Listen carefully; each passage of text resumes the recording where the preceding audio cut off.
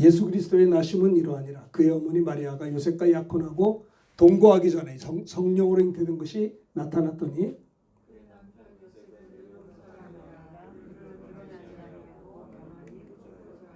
이 일을 생각할 때 주의 사자가 현명하여 이르되 다윗의 손 요셉아 내 아내 마리아 데려오기를 무서워하지 말라. 그에게 잉태된 자는 성령으로 된 것이라.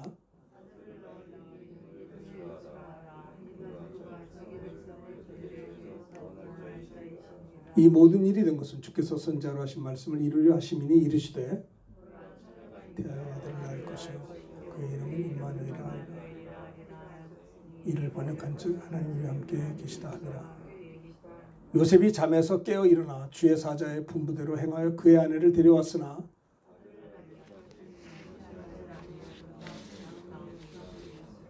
아멘. 오늘 말씀의 제목을 따라서 하시면 고맙겠습니다. 예수님 오심의 목적. 예수님의 오심의 목적. 예수님이 왜 이 땅에 오셨냐 이 말이에요. 예수님이 오신 목적에 대한 예수님이 이 땅에 오신 목적은 적어도 알아야죠. 그죠? 예수 믿는 우리들이 예수님이 왜 이 땅에 오셔야만 됐는가? 예수님이 하나님이신데 영이신 하나님이 불편하고 답답한 육신을 입고 오신 분이 예수님이거든요. 영이신 하나님이 육신을 입고 오신 것은 굉장히 부담스러운 것입니다. 육체는 고난이 있거든요. 육체는 불편한 거예요. 천사는 육체가 없어요. 그래서 천사는 육체가 없으니까는 직장 생활 안 해도 되고 육체가 없으니까 병들지 않고 육체가 없으니까 뭐 잠도 자겠어요. 하나님은 영이십니다. 근데 그 영이신 하나님이 불편하고 답답한 육신을 입고 이 땅에 오신 분이 예수님이세요. 왜 예수님이 이 땅에 왜 오셨을까요? 그냥 하나님 보좌 우편에 계시고 거기서 그냥 영원히 계셔도 좋은데 이 땅에 오신 이유가 왜 오셔야 되냐 이 말이에요. 그리고 우리가 왜 예수를 믿어야 되느냐 이거예요. 가장 기본적인 얘기죠. 예수님의 오심의 목적 이런 제목으로 말씀을 좀 나누고 싶습니다. 예수님이 오셨을 때 많은 사람들에게 불편함을 줬어요. 부담스러운 일들이 많았어요. 보세요. 본문에 보면 예수 그리스도의 나심은 이렇습니다. 예수님의 탄생은 이렇다는 거예요. 뭐예요? 예수님의 어머니가 계신데 마리아예요. 동정녀 마리아가 요셉과 약혼을 했습니다. 그리고 동거하지 않았죠. 결혼하지 않았으니까. 그런데 약혼한 분인데 예수님의 어머니가 성령으로 잉태된 것이 나타났다는 거예요. 그러니까 마리아가 얼마나 당황스러워요. 물론 천사가 와서 이야기했습니다. 당신에게 아들이 있을 겁니다. 그 이름을 예수로 하십시오.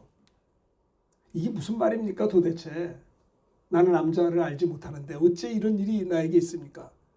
아니 조금 있으면 사랑하는 형제와 결혼을 앞두고 있는 처녀의 마음은 굉장히 기쁨과 희망이 부풀어 올라왔을 텐데 이 세상에 결혼을 앞둔 사람에게 당신이 배가 부를 겁니다. 이게 말이 되는 거야. 아무리 천사지만.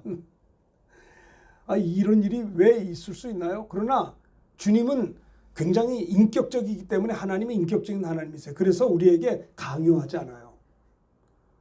노크를 합니다. 너에게 아들이 있을 것이다. 이 마리아는 그것을 받아들일 수도 있고 거부할 수가 있어. 우리 인간은 로봇가 아니거든요. 주님이 우리에게 말씀했으나 여러분들은 그걸 받을 수도 있고 안 받을 수도 있어요. 그렇죠? 인격, 의지가 있기 때문에 그렇습니다. 그러나 그 마리아는요. 굉장히 하나님 말씀에 순종하는 여인이었어요. 주의 계집 종이오니 주의 말씀이 되게 이루어지기를 원합니다. 이건 굉장한 고백이에요. 어떻게 보면은 내가 사랑했던 형제와 결혼을 앞두고 있는 꿈이 부풀고 행복할 수 있는 일생의 최고로 기쁜 그런 기간인데 아니 이거는 잘못하면은 그 남자와 오해를 해가지고 끊어질 수도 있는 거예요. 그렇죠? 아니 폐가 망신당해서 그 당시엔 유대교는 율법이 있었기 때문에 죄를 짓는 자는 죄값은 사망이란 말이에요.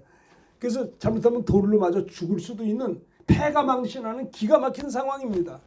그러나 그 유대인들에게는 유대인들을 통해서 메시아가 온다라고 하는 그 믿음이 있었기 때문에 그는 그것을 사모하면서 생각했어요.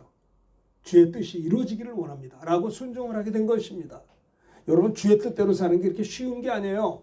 주님의 뜻대로 살면 부담스러운 것입니다. 그렇죠? 얼마나 부담스러우세요? 주의 뜻대로 살려고 하니까 마음껏 세상에서 꿈을 펼치려고 해도 자꾸 말씀에 순종하다 보면 제약된 것들이 있을 수 있어요. 제약을 받죠. 그러나 주님의 뜻이 이루어지길 원합니다라고 할 때 여인 중에 당신이 복이 있는 여인이라.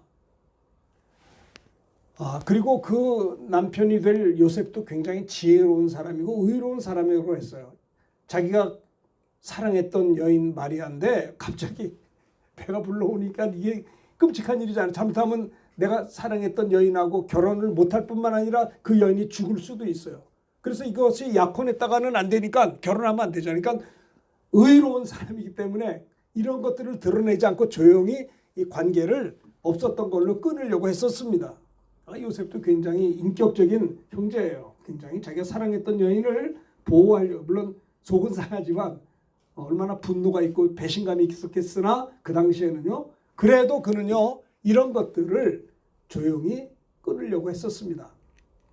이때 하나님이 가만히 계시지 않았어요. 천사를 통해서 꿈의 현몽, 현몽은 꿈에 나타났다. 그 현몽, 꿈에 하나님의 사자가 나타났습니다. 요셉아, 다윗의 자손 요셉아, 내가 앞으로 장차 아내가 될 마리아 데려오기를 무서워하지 말라. 그에게 잉태된 자는 성령으로 된 것이라. 그리고 성령으로 잉태된 그는 아들을 낳을 것이고 그 이름을 예수라고 하라. 그 예수라고 하는, 예수니라고 하는 그 이름은 그가 자기 백성을 그들의 죄에서 구원할 자라라고 하는 것입니다.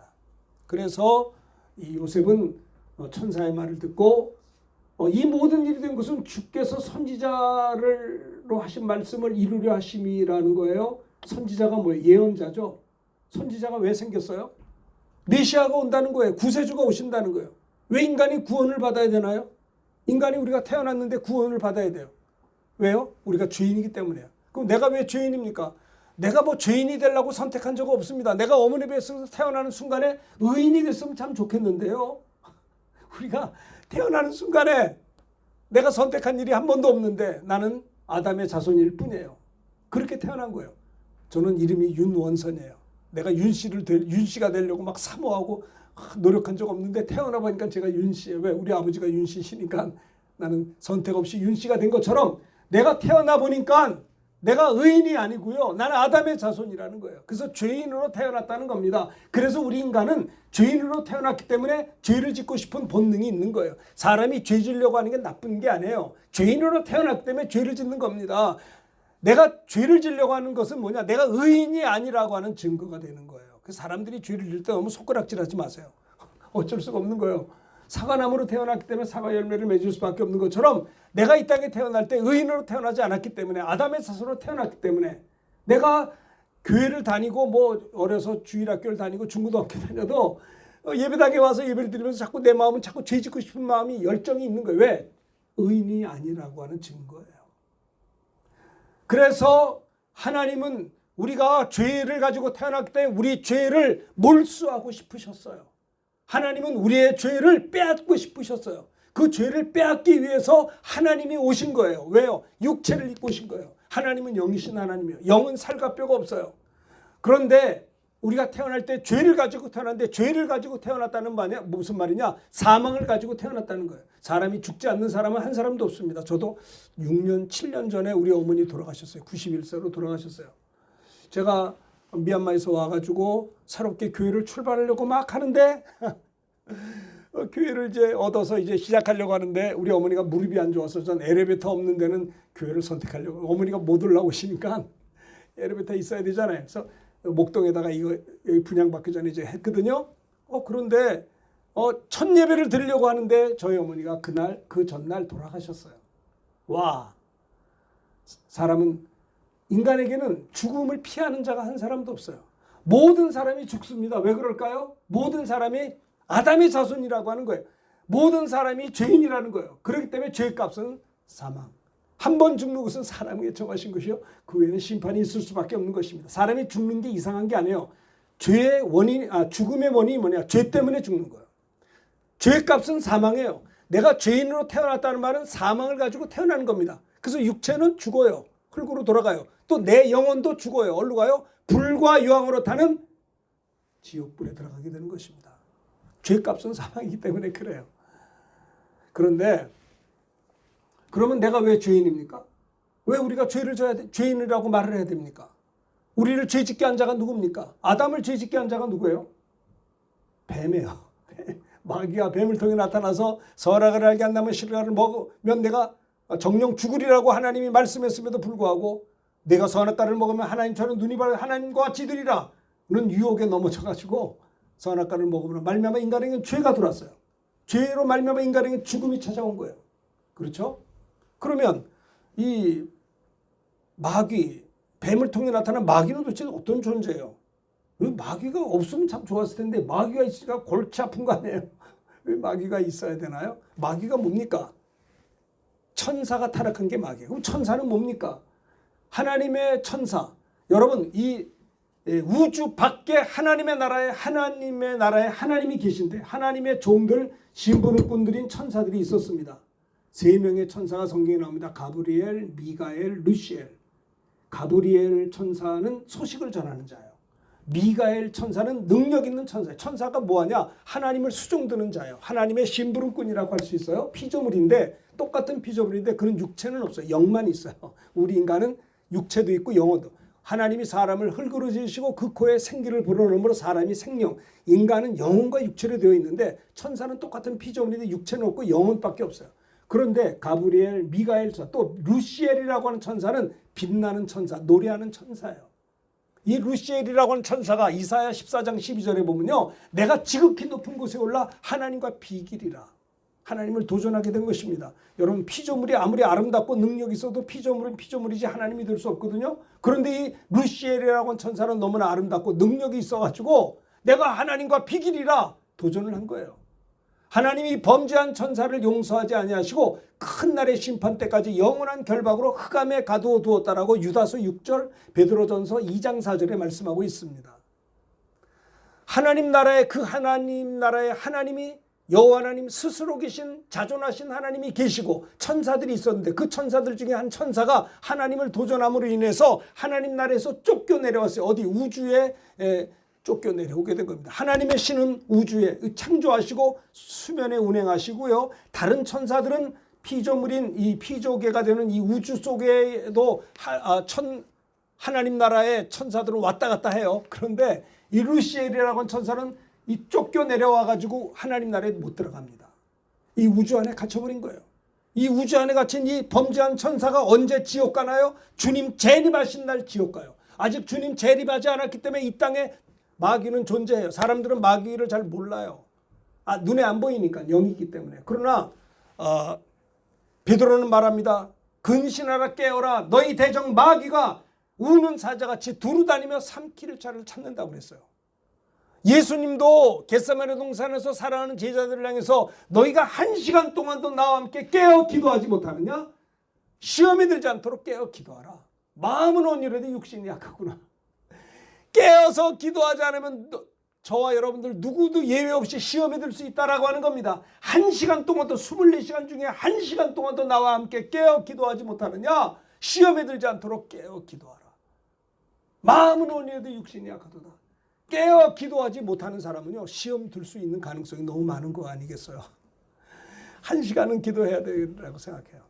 왜? 그래야 내가 시험을 이길 수 있단 말이에요. 유혹이 그렇기 때문에 이 범죄한 천사를 하나님께서는 하나님 나라에 거룩하신 하나님 나라에 범죄한 천사가 있을 수가 없기 때문에 하나님 나라에서 쫓겨내려와서 우주 속에 갇히고 우주 속에 있는 이 범죄한 천사가 어디 있어요? 공중 권세 잡은 자라고 그랬잖아요. 세상 권세자, 세상 임금이라고 그랬고 우주 속에 갇혔다가 지구 속에까지 들어왔다가 지구 속에서 에덴 동산까지 들어왔어요. 범죄한 천사 마귀가 에덴 동산에서 뱀 속에까지 들어와서 하나님의 형상을 따라 그 모양대로 지음받은 아담과 하와를 향해 똑같은 방법으로 유혹합니다. 너도 선악을 알게 한 나무의 실과를 먹으면 하나님처럼 눈이 밝아져서 하나님과 같이 되리라. 그 하나님 나라에서도 하나님과 비기겠다라고 도전했던 그 범죄한 교만한 천사가요. 뱀을 통해서 똑같은 방법으로 너도 선악을 알게 한 나무의 실과를 먹으면 하나님처럼 눈이 밝아 하나님처럼 된다는 거예요. 아담과 하와가 그 선악과를 먹음으로 말미암아 인간에게는 죄가 들어왔고 죄로 말미암아 에덴에서 추방당하게 됐어요. 불순종의 죄가 얼마나 무서운 줄 아세요? 에덴에서 추방당하게 된 겁니다. 그래서 아담과 하와가 에덴에서 추방당하고 그리고 아담의 자손이 계속 오늘날까지 왔잖아요. 수백억이 왔잖아요. 이 모두 다 아담의 자손이에요. 그러니까 모두 다 태어날 때 죄를 가지고 태어나는 거예요. 그래서 하나님께서 이 죄 문제를 해결하기 위해서 하나님이 이 땅에 오신 것이 예수님이다라는 거예요. 그게 하나님의 사랑이에요. 하나님이 세상을 이처럼 사랑하셔서 독생자를 주신 거예요. 아버지 품속에 계신 독생하신 하나님이 우리를 위해서 이 땅에 오셨다라고 하는 것입니다. 우리가 태어나기 2000년 전에 하나님의 아들 예수님이 말구유 유대 땅 베들레헴 말구유에 탄생하셨습니다. 예수님이 오셨죠. 30년 동안을 목수의 아들로 사셨습니다. 30세가 된 다음에 예수님은요 세례 요한에게 세례를 받으셨어요. 세례 요한은 육신적으로 보면 예수님과 6개월 사촌 형이거든요. 그런데 30년 동안은 같이 이렇게 형동생으로 지냈던 세례 요한이 세례를 베풀고 있는데 요단강에서 저기서 누가 오시는데 예수님이에요. 예수님인데 보니까는 막 하늘이 열리고 성령이 비둘어시면 걸 보고 보라 세상 죄를 지고 하는 하나님의 어린 양이로다. 충격을 받은 거예요. 보라 저분이 그리스도다. 구약의 선지자들이 예언했던 메시아가 저분이다. 세상 죄를 가한 하나님의 어린 양이로다. 예수님이 오셔서 세례 요한에게 말합니다. 나에게 세례를 베풀라. 주여 내가 당신의 신들매를 풀기도 감당할 수 없으니 당신이 내게 세례를 베풀으셔야 하는데 어찌 이럴 수 있겠습니까? 이것을 허락하여 하나님의 의를 이루는 것이 마땅하니라. 예수님이 세례를 베푸셔야 될 분이 세례를 받으셨어요. 하나님의 어린 양으로서 세례 요한에게 안수를 받고 세례를 받으실 때 어떻게 됐을까요? 인류의 모든 죄를 예수님이 짊어진 거예요. 세상 죄를 지고 가는 하나님의 어린 양이라. 그래서 어린 양은 죽는 거예요. 구약시대 때 제사장들은요. 내가 죄를 지면 1년 동안 죄를 지면 1년 된 수양을 가지고 제사장에 찾아가서 나는 이런 죄를 졌습니다. 그러면 안수를 합니다. 그럼 내가 1년 된 수양을 안수할 때 내가 1년 동안 지은 죄가 수양에게 옮겨가요. 그럼 죄값은 사망이니까 수양을 내가 잡아요. 내가 칼로 양을 잡아서 죽이고 피를 뿌리고 그리고 내장을 씻어서 끊는다고. 그래서 번제로 바쳐요. 이게 제사입니다. 그렇게 하는 것이 1년에 한 번 하는 제사인데 그렇게 했지만은 예수님이 친히 하나님의 세상 죄를 지고 친히 하나님의 어린 양으로 오셔서 우리를 위해서 십자가를 지시고 저와 여러분들의 모든 죄를 짊어지고 못 박혀 피 흘려 죽으셨어요. 예수님은 1년 된 수양이 아니에요. 하나님의 영원하신 어린 양이기 때문에 우리들의 영원한 죄를 다 짊어지시고 단번에 십자가에 피 흘려 죽음으로 우리의 죄를 다 가져가신 거예요. 이거를 이 예수님이 나를 위해 십자가에 피 흘려 죽으신 예수를 마음으로 믿으면 의에 이르고 입으로 시인하면 구원을 받게 되는 겁니다. 쉬워요. 우리가 태어나기 전에 2000년 전에 골고다 십자가에서 못 박혀 피 흘려 주님이 다 이루셨어요. 예수님이 오심의 목적이 뭐냐? 십자가 지러 온 거예요. 피 흘려 죽으려고 온 거예요. 피 흘림이 없이는 사심이 없기 때문에 예수님이 왜 오셨냐? 오신 목적이 뭐냐? 이는 자기 백성을 저희 죄에서 구원하려고 택한 백성들을 구원하려고 오셨다는 겁니다. 여러분 믿음은 모든 사람의 것이 아니에요. 영생을 주시기로 작정된 자들은 다 예수를 믿었다고 했습니다. 그리고 사도들이 복음을 전할 때도 그랬고요. 에베소에도 보면 창세전에 그리스도 안에서 우리를 택하셨다고 했어요. 어쨌든 예수님이 십자가에 피 흘려 죽으시는 순간에 우리들의 과거, 현재, 미래 모든 죄를 다 주님이 짊어지셨다라고 하는 거죠. 죄는 하말티아, 헬라어로 잘못, 죄. 우리 인생을 다 망쳐버리는 게 한마디로 죄예요. 죄. 사울도 죄를 져가지고 왕에서 쫓겨나서 비참하게 죽었어요. 불순종의 죄가 이렇게 무서운 거예요.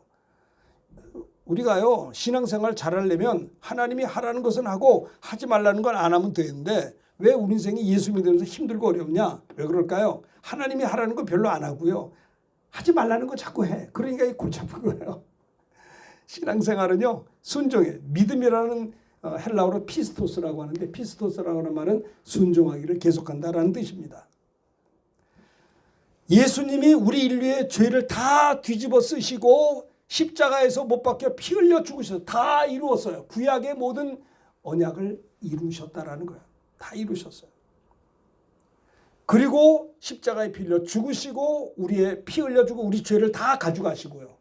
또 사흘 만에 부활하셔서 사망 권세를 잡은 마귀 권세를 깨뜨렸어요. 창세기 3장 15절에 여인의 후손이 뱀의 머리를 상하게 하겠다는 거예요. 주님이 왜 죽으셨어요? 부활하시려고 죽으셔요. 주님이 죽지 않으면 부활할 수가 없어요. 부활을 왜 하세요? 사망 권세를 깨뜨리고 마귀를 진멸하려고 주님이 이 땅에 오신 것이다라고 하는 겁니다.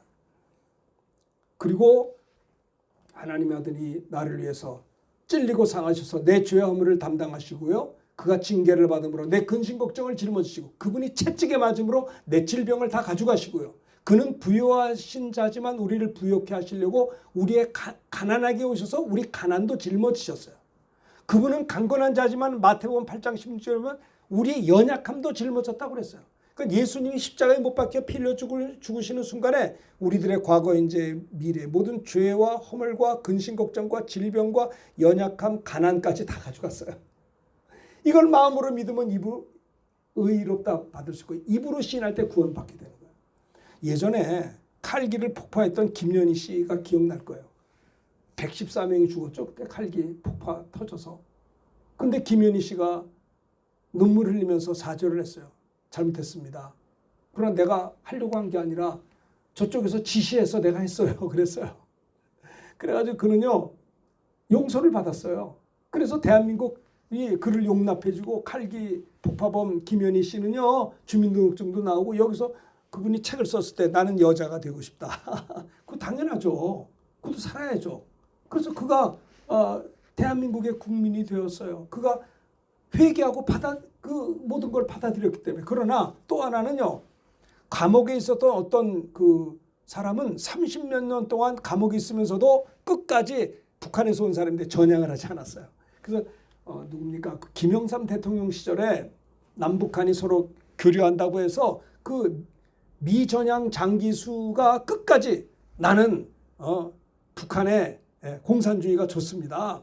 30몇 년을 감옥에 있었는데 그래서 그 사람은요 연세가 많아가지고 휠체어를 태워가지고 북한으로 보냈어요. 전향을 하지 않아요. 그러니까 김영삼 대통령이 남북과 좋은 관계를 가지려고 당신 데려가라. 이 사람들은 대한민국 국민이 될 수가 없다. 보낸 거예요. 여러분 보세요. 우리가 예수님이 십자가에 피 흘려 죽으셔서 우리의 죄와 질병과 저주를 다 가져갔어도 이것을 마음으로 믿는 자들은 죄사함 받고 하나님의 자녀가 되고 구원을 받고 하나님의 사랑받는 자녀가 되지만 이걸 거절하는 자는요. 그 30몇 년 동안 감옥에서 그 전향하지 않은 그 사람이 북한에 다시 월북하듯이 구원이 없는 거예요. 아시겠어요? 마음으로 믿어 의에 이르고 입으로 시인해서 구원에 이른다는 것 대단히 중요해요. 예수님 우리를 놓고 해요. 내가 문 밖에서 두드려 누구든지 문을 열면 내가 그 위로 들어가. 그로도 벌어먹고 그 나로 벌어먹는다는 거예요. 우리 주님이 우리들의 마음을 피 묻은 손으로 놓고 하세요. 마음을 열어라. 그럼 내가 너에게 들어가리라. 그래서 주님을 마음으로 영접해. 영접하기만 하면 영접하는 자 하나님의 아들 예수님을 하나님의 아들 죄 없는 하나님의 아들이고 나를 죄에서 구원해서 구주로 예수님을 영접하는 자들에게는 뭐예요? 하나님의 자녀가 되는 권세를 주셨다는 거예요. 자녀된 권세 아세요? 자녀된 권세. 참 부모님이 계시다는 건 축복이에요. 부모님이 계시니까 그 자녀들이 권세가 있잖아요. 그 아버지가 가지고 있는 모든 것을 다 받을 권세. 이 권세 가지고 살잖아요. 부모님이 안 계신 청년들이 얼마나 힘들까요? 생각해 보세요. 맨주먹으로. 예전에 우리 부모님들은 이북에서 내려오셔서 그냥 할아버지는 이북에서 못 나오셨어요. 그러니 저희 아버지는 영등포에서 이게 장사도 하시고 이러면서 우리를 키워주셨단 말이에요. 부모님의 도움이 하나도 없이 성장하시는 걸 저는 하시는 걸 저는 봤어요. 그러나 우리는 부모님이 고생한 덕분에 우리는 그 자녀된 권세가 있어서 저희 아버지는 고생하면서 사셨지만 우리는 아버지 고생 덕분에 우리는 그래도 우리 오남매가 다 그래도 잘 성장할 수가 있었다라는 거예요. 이 자녀된 권세가 얼마나 큰지 몰라요. 응? 자녀가 있는 자와 없는 자의 차이가 얼마나 다를까요? 하물며 하나님의 자녀가 된 권세를 받았으니 그래서 우리가 태어날 때는 아담의 자손으로 태어나지만 예수를 믿고 영접하는 순간에는 어떻게 돼요? 하나님의 자녀로 거듭나는 거예요. 다시 태어나요. 하나님의 자녀로 태어나는 순간에 뱀과 전갈을 밟을 권세를 가지고 태어난다는 거 아셔야 돼요. 할렐루야. 아멘도 안 하세요. 할렐루야. 승리할 권세가 있다니까요. 예수님의 오심의 목적이 뭐예요 도대체? 택한 백성을 구원하기 위함이다 라고 했어요. 예수님이 왜 오셨어요? 아들을 낳으니 이름을 예수라 하라. 이는 그가 자기 백성을 그들의 죄에서 구원할 자임이라. 택한 백성들을 구원하시기 위해서 예수님이 이 땅에 오셨다라고 하는 겁니다. 그렇죠? 회개하라. 천국에 회개하라. 주님을 영접하라. 그러면 주님이 임하신다라는 거예요. 그래서 누가복음에 보면 예수의 이름으로 죄사함을 받게 하는 회개가 예루살렘에서부터 시작하여 모든 족속에 전파될 것이 기록되었으니 회개가 굉장히 중요한 거예요. 주님이 십자가에 못 박혀 피 흘려 죽으셨더라도 영접하고 예수님을 내 구주로 영접하고 예수의 이름으로 죄사함을 받게 하는 회개가 있다면 이것은 하나님의 자녀된 권세가 있게 된다라고 하는 것입니다. 예수님이 오신 목적은 첫째 뭐라고요? 자기 백성을 그들의 죄에서 구원할 자로 오셨다. 두 번째는 뭐냐? 22절 다 같이 읽읍시다. 자, 고개를 들고 읽읍시다. 시작. 이 모든 일이 된 것은 주께서 선지자로 하신 말씀을 이루려 하심이니. 선지자로 하신 말씀을 이루려고 예수님이 오셨어요. 자, 예수님이 오신 목적은 우리를 구원하려고 오셨고, 두 번째는 하나님의 말씀. 그러니까 십자가에서 돌아가실 때 다 이루었다. 뭘 이루어요? 선지자의 예언이 이루어졌다는 거예요. 하나님의 언약이 이루어졌다는 거예요. 다 이루었다. 그렇죠? 여러분, 천지가 없어지기 전에는 율법의 1.1획도 결코 없어지지 않고 다 이루어진다고 했어요. 요한복음 4장 34절 다 같이 읽읍시다. 시작. 예수께서 이르시되 나의 양식은 나를 보내신 이의 뜻을 행하며 그의 일을 온전히 이루는 이것이니라. 주님이 말씀을 나의 양식이 뭐냐? 나를 보내신 하나님 아버지의 뜻을 행하려고 하나님의 일을 온전히 이루는, 하나님의 뜻을 온전히 이루는 것이 주님의 양식이다. 주님의 뜻, 주님의 일이다라는 거예요. 예수님이 이 땅에 오신 목적. 두 번째는 뭐냐? 하나님의 말씀을 이루시는 것이. 그럼 우리 어떻게 할까요? 우리들도 하나님 말씀을 이루어야죠. 하나님 말씀도, 하나님 말씀을 우리들도 순종하면서 이루어 드려야 될 것이다 라고 하는 거죠. 그죠? 그래서 요셉이 일어나 밤에 아기와 그 어머니를 데리고 애굽으로 갔어요. 네? 헤롯이 막 죽이려고 했잖아요. 2살 아래짜리는 다 죽여버렸어요. 그런데 애굽으로 피난을 갔어요. 헤롯이 막 죽이려고 하니까 무서워서 도망갔는데, 이는 주께서 선지자를 통하여 말씀하신 바 애굽으로부터 내 아들을 불렀다 하심을 이루려 함이라. 그러니까 예수님이 헤롯의 그 박해를 피해서 애굽으로 피난 간 것도 선지자의 예언이 이루어졌다라는 거예요. 예수님의 일거수일투족은 선지자의 예언을 응하게 했다라고 하는 겁니다. 예수님이 오신 것은요, 첫째는 택한 백성을 구원할 뿐에, 둘째는 뭐라고요? 하나님 말씀을 이루기 위해서 오셨다라고 하는 거예요. 그래서 천지는 없어져도 내 말은 없어지지 아니라 주의 약속의 말씀은 이루어진다라는 것이죠. 선지자들의 예언의 말씀은요, 창세기 3장 15절입니다. 선지자들이 이것을 계속 이야기를 했어요. 구약 성경에 수많은 선지자들이 있었는데, 선지자들은 예언해. 뭘 예언해요? 메시아가 온다는 거예요. 구세주가 온다는 거예요. 구세주가 와서 인류를 죄를 씻고 구원해야 된다는 걸 끊임없이 구약 성경 선지자들은 동일한 주제를 가지고 예언했던 것입니다. 창세기 3장 15절에 하나님께서 뱀에게 그랬죠. 너는 저주를 받아서 배로 다니고 살아있는 동안에 흙을 먹을지니라. 그리고 하나님께서 뭐라? 내가 너로 여자와 원수가 되게 하고 내 후손도 여자의 후손과 원수가 되게 하리니. 여자의 후손은 메시아 그리스도를 말합니다. 예수님은 아담의 자손이 아니에요.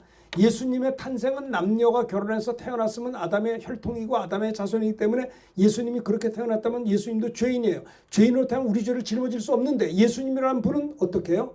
죄 없는 하나님의 아들. 그러니까 동정녀 천혜의 몸을 빌어 성령으로 잉태하여 탄생이기 때문에 예수님만이 아담의 혈통이 아니고, 그래서 예수님이 이 땅에 오신 것은 죄 없는 하나님의 아들로 오셨다고 했어요. 그래서 메시아는 여자의 후손이다 이 말이에요. 그래서 여자의 후손은 뱀의 머리를 상하게 한다. 마귀를 멸한다는 거예요. 요한일서 3장 8절에 보면 하나님의 아들이 나타나신 것은 이는 마귀를 멸하려 합니다. 너는 그의 발꿈치를 상하게.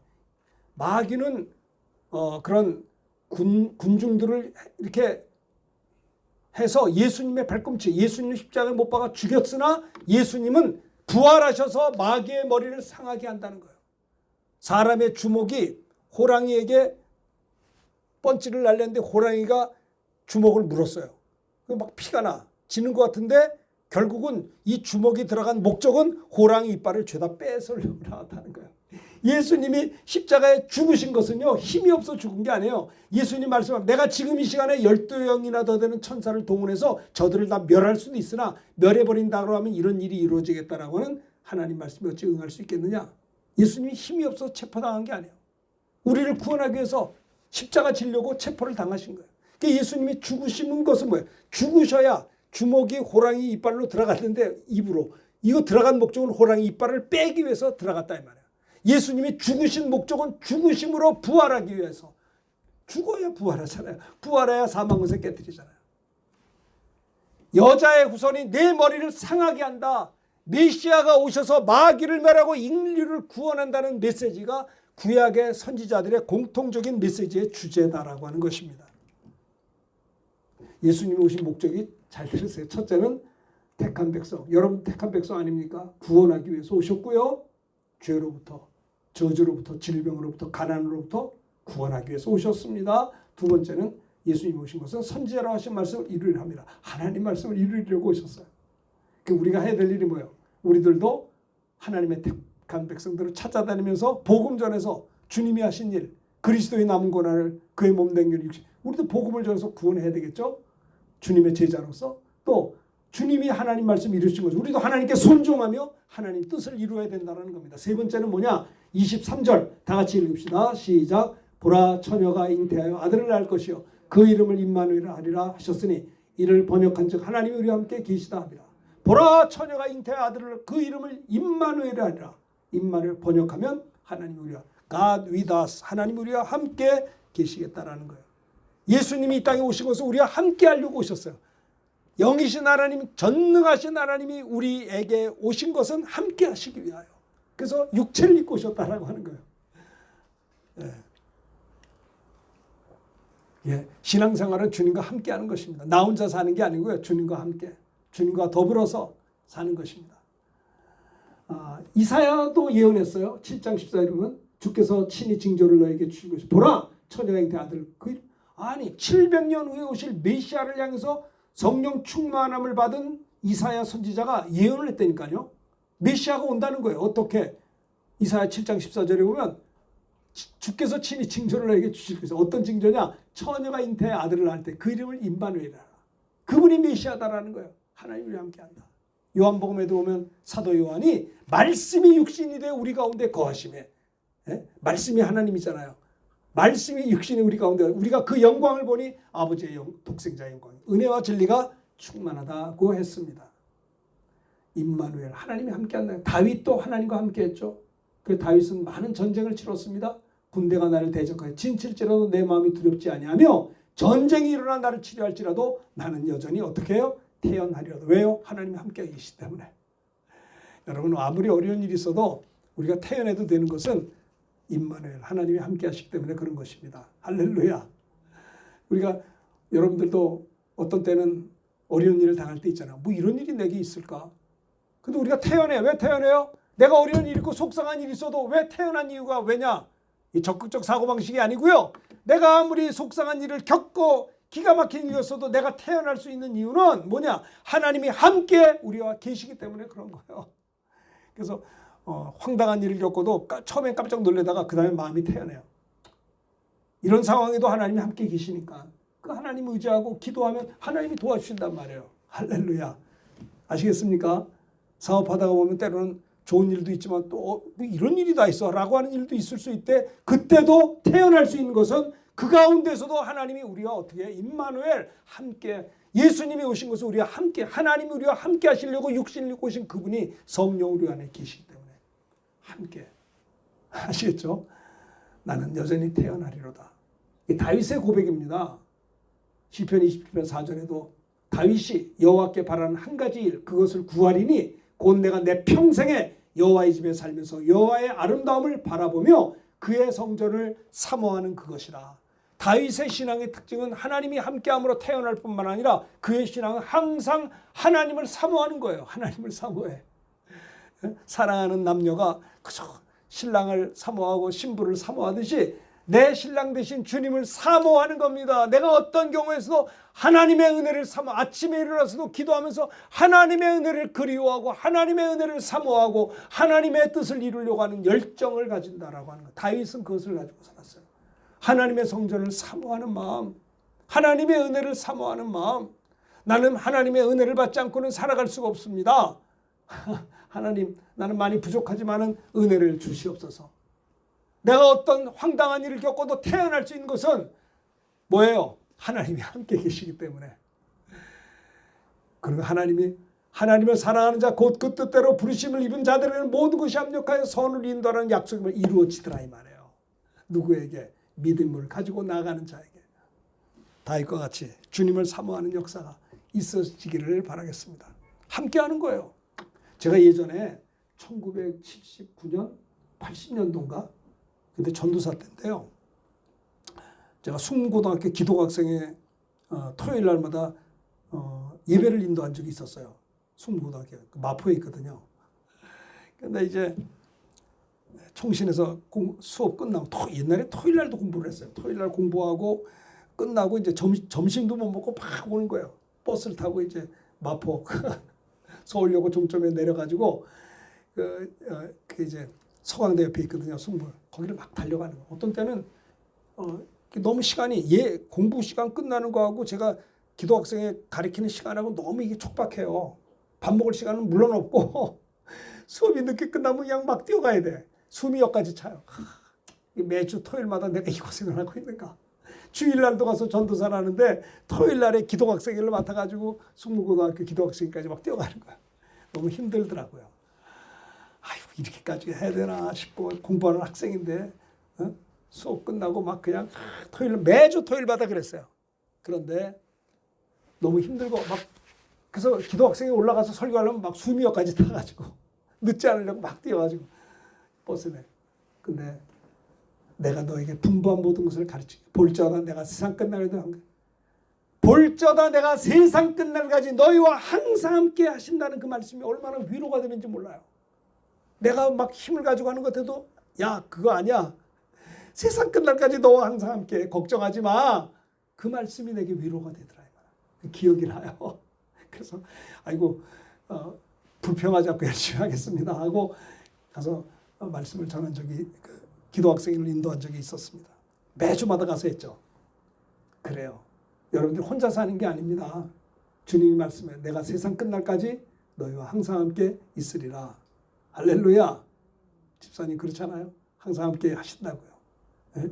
우리가 잘하면 되는 거예요. 하나님이 실수한 게 아니라 내가 자꾸 교만해서 안 되는 거지. 겸손하게 믿음을 가지고 임마누엘 하나님 예수님이 오신 것은 내가 너희와 함께함이라. 네? 보라 처녀가 아들을 낳아 그 이름을 임마누엘 주님이 이 땅에 육신을 우리와 함께하기 위해서 오신 거예요. 우리 택한 백성들을 구원할 뿐만 아니라 선지자의 말씀을 이루기 위해서 말씀 이루려고 오셨고요. 그 다음에는 우리와 항상 함께 하시려고 오셨다라고 하는 것입니다. 마가복음에 보면 그런 말씀이 있죠. 19절부터 20절인데 15절에 보면 너희는 온 천하 다니며 만민에게 복음을 전파하라. 온 천하 다니며 만민에게 복음을 전파할 때 믿고 세례받는 자는 구원받는다. 믿지 않는 자들은 정죄를 받으리라. 또 믿는 자들에게 이런 표적이 따르니 곧 저희가 내 이름으로 귀신을 쫓아내며 새 방언을 말하며 뱀을 집어올리며 무슨 독을 마실 자라도 해를 받지 아니하며 병든 자에게 손을 얹어 나으리라. 그 말씀하시고 하늘로 승천하셨거든요. 승천하신 다음에 주 예수께서 말씀을 마치시는 하늘로 올려지사 하나님 우편에 앉아 계시고 성령을 그 다음에 보내줬잖아요. 오순절날에 성령 받은 제자들이 나가 두루 복음을 전파할세 주께서 함께 역사하사 그 따르는 표적으로 말씀을 확실히 증거했다는 거예요. 주님이 함께 역사하셨어요. 성령으로. 그래서 말씀 전할 때 막 예수 믿는 자에게 따른 표적이 나타나므로 말씀을 확실히 증언하게 하셨다라고 하는 것입니다. 자, 오늘 이 시간에는 예수님이 오심의 목적에 대해서 그 제목을 가지고 말씀을 전했습니다. 첫째는 뭐라고요? 택한 백성을 구원하시기 위하여 자기 백성을 그들에 대해서 구원할 자로 오셨다라고 하는 거예요. 구주로 오셨고요. 그 다음에 두 번째는 하나님 말씀을 이루시기 위해서 오셨고요. 세 번째는 하나님이 우리와 함께 하시기 위하여 임마누엘 하나님으로 오셨다는 것을 기억하시기를 바라겠습니다. 우리도 이 땅에 사는 동안에 이 말씀 기억하면서 승리하는 우리 모두가 됐으면 합니다. 복음 전하고 하나님 말씀을 이루고 늘 주님과 함께하는 이번 한 주간 되시기를 주님의 이름으로 축원합니다. 오늘 찬송가 이 말씀 드린 것을 기억하면서